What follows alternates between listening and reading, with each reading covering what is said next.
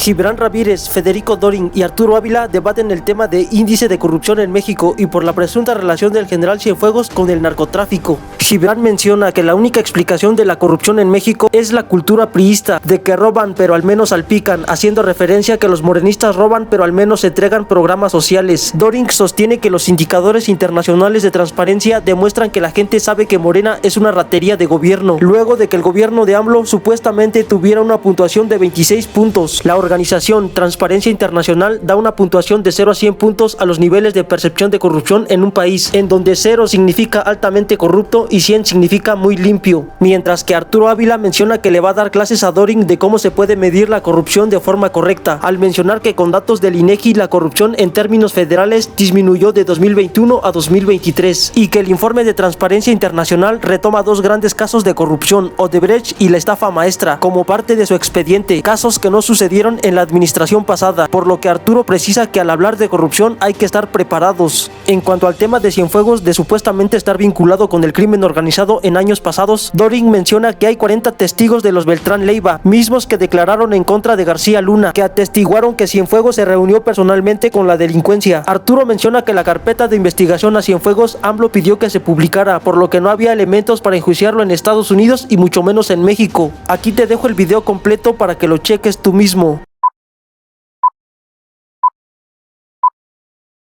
Bueno, la verdad es que lo que estamos viendo es que la presunta autoridad moral del oficialismo ya solamente la creen quienes ostentan el poder. Vimos ahora recientemente cómo eso se refleja en la percepción en materia de corrupción, que ha incrementado. Qué mal nos fue, ¿no? Que está en máximos históricos. Sí, nos fue mal. Y que contrasta, Arturo, lo cual contrasta con la popularidad de la presidenta y para lo cual yo encuentro una sola explicación. A ver.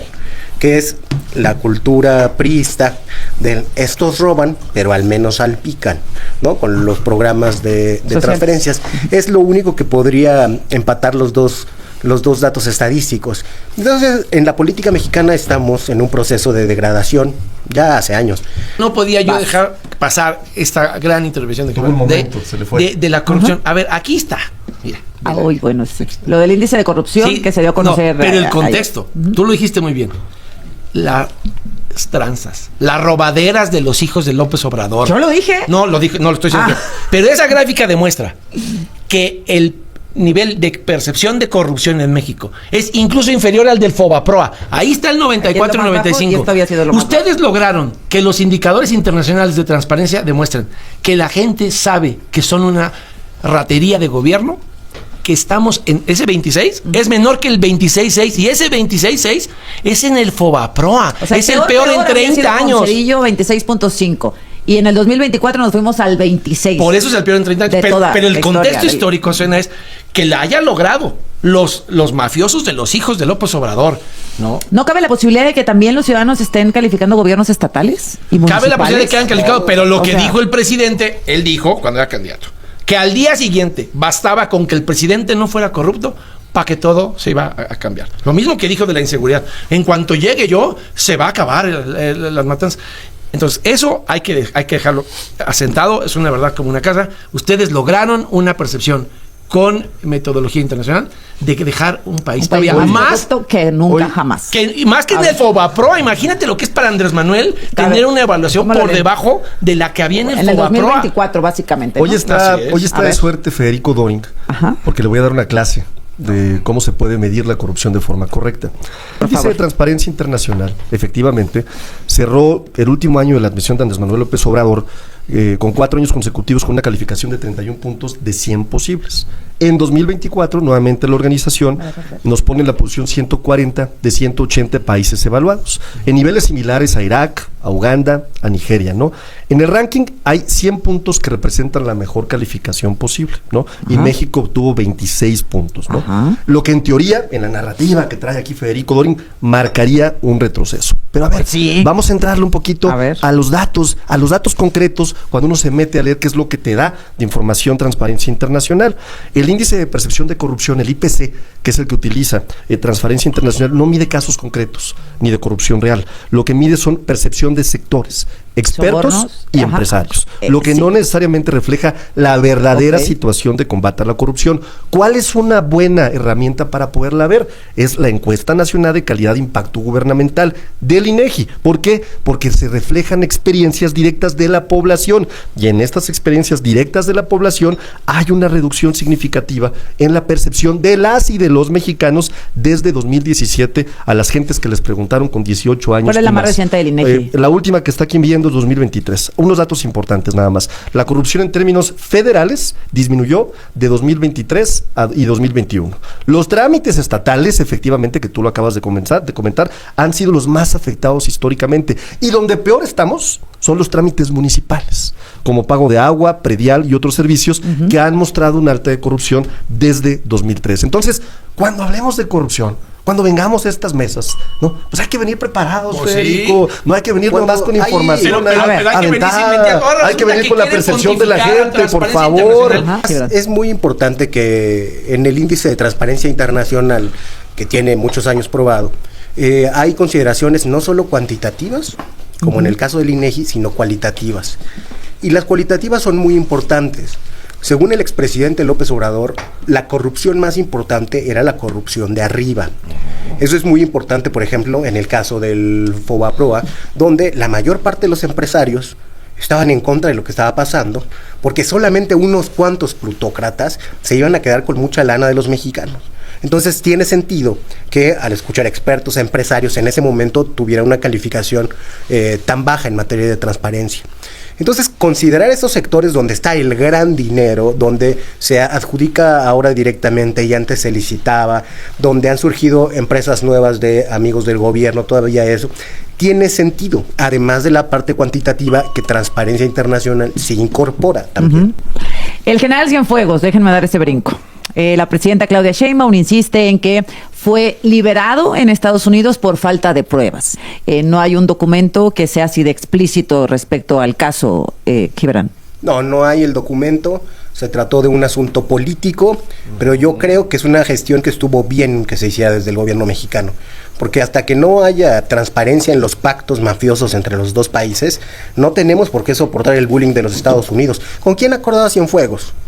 ¿Con quiénes acordaba la ruta que va de Sinaloa a los Estados Unidos?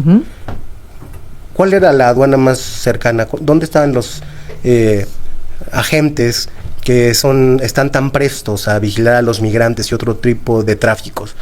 Desde luego que hay en ambas estructuras del Estado, y está documentado por periodistas, digamos, en el pasado de México, en el siglo XX, y alrededor del mundo, que las agencias norteamericanas tienen pactos con fuerzas armadas de otros países. Entonces, si quieren, nosotros estamos de acuerdo, pero hagamos un proceso de justicia transicional binacional. Y entonces hablamos seriamente de eso, nos dejamos de aventar a la cara personajes y nombres y nos ponemos a ver cómo resolvemos esos temas, si es que los quieren resolver y no los quieren utilizar solamente como un arma para pegarnos cuando se les dé la gana, ¿no? En Estados Unidos. Así es. ¿Qué dices, Federico?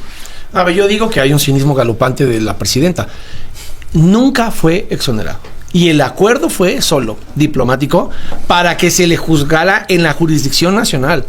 Nunca se presentó ante un juez de control. Bueno, se hizo y no había nada en la Fiscalía General de la República, ¿no? No. Pero el acuerdo era no que lo revisara la Fiscalía, era que lo presentasen ante justicia mexicana, no ante la Fiscalía. Fue un bochorno tremendo. ¿Por qué? Porque la Fiscalía lo exoneró sin ponerlo ante un juez de control, que es el que debió haber estimado la causa, y después Ebrard salió a hacer el ridículo y dice que transparentó el expediente y el 98 estaba atestado. Mira, ve nada más cómo es la percepción, ¿no? ¿De quién? De la presidenta y de Cienfuegos. Porque, a ver, ¿por qué? Yo ahí sí discrepo de mi amigo Gibran.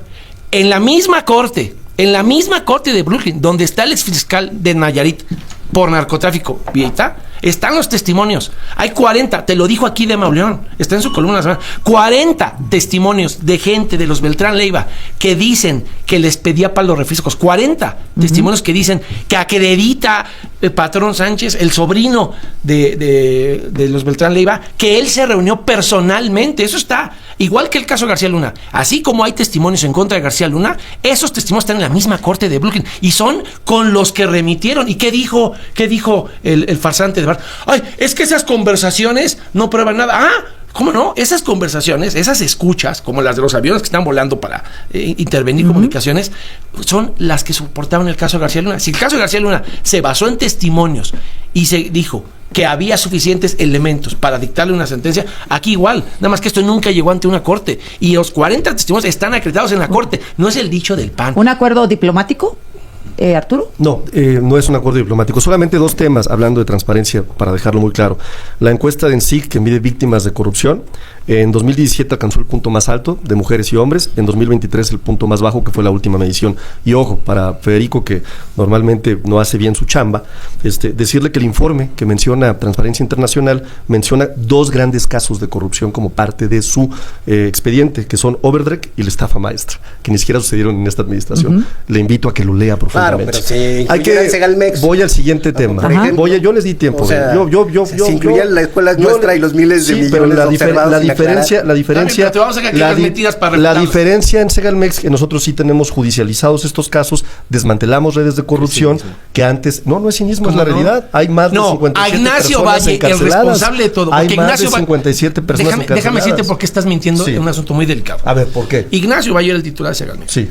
No lo sometieron a ningún proceso. Lo pusieron en gobernación. Ni siquiera igual que al mafioso de Garduño, que tampoco respondió por los 40 muertos. Están todos los responsables del caso de Segalmex. Lo puso en gobernación el Instituto de Estudios Municipales. ¿Y por qué? Porque el primer priista que le dio trabajo a López Obrador en Tabasco, tiene un vínculo afectivo. No, es historia. Hay que conocer esto, sí. El primer priista que le dio chamba a Andrés Manuel en Tabasco, así como también Pellicer y varios fueron sus mentores en Tabasco. El primer priista que le dio chamba y que lo metió a la labor de la acción pública es Ignacio Valle. Tiene un vínculo indisoluble. Que conozca la historia. Volviendo al tema de Cienfuegos, pues nuevamente viene sin estar bien informado, ¿no? La carpeta de investigación de Genaro García Luna, que además te invito a que la revises, son más de 60,000 hojas de investigación.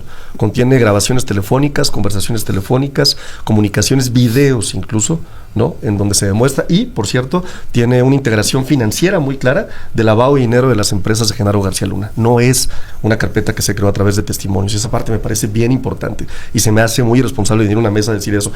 Contrario al caso de Cienfuegos.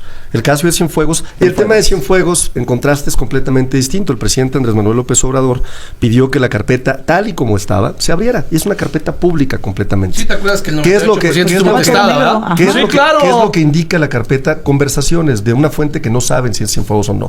Por favor, pero parece hasta está identificado por Patrón Sánchez. Pero parece hasta ridículo pensar que el secretario de la Defensa iba a estar en comunicación con un cuarto o quinto de una red de delincuentes, ¿no? Y nunca pudo haber sido probado. Yo coincido en esto con Gibran, fíjate, no puedes caer en estos supuestos en donde la DEA determine quiénes son y quiénes no son delincuentes en nuestro país. Pero en el caso de Genaro García Luna sí. Cuando la DEA sabemos perfectamente bien que negocia con delincuentes, que hacen pactos, o sea, tienen una historia en esa lógica, ¿no? Y entonces, pues son bastante, digamos, es una fuente bastante no confiable. Y en esa lógica me parece que hay que entrarle muy bien a los expedientes, porque hay mucha narrativa ahí de comunicación para tratar de decir que fue un acuerdo político. Ya lo dijo el fiscal anteayer en la mañanera. No existe un acuerdo político, no había elementos para enjuiciarlo, ¿no? Ni en Estados Unidos ni en México, y por eso ellos decidieron devolverlo sin iniciar ningún cargo.